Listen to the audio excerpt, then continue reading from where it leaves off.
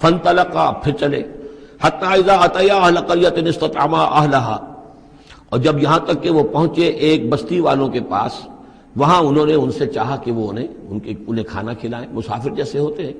کہ بھائی ہم لوگ آئے ہیں، مسافر ہیں، آپ کی بستی میں آئے ہیں تو ہمیں کھانا کھلائیے۔ فابوا ان یضیفوہما، تو وہاں کی بستی والوں نے، وہ ایسے کچھ کٹھور اور شقی لوگ تھے، انکار کر دیا ان کی ضیافت سے، انہیں کچھ کھانے کو نہیں دیا۔ فوجدا فیہا جدارا، وہاں انہوں نے دیکھا ایک دیوار، یرید ان ینقض، کہ بالکل گرنے کو ہے، ٹوٹنے کو ہے، گرنے کو ہے۔ فاقامہ،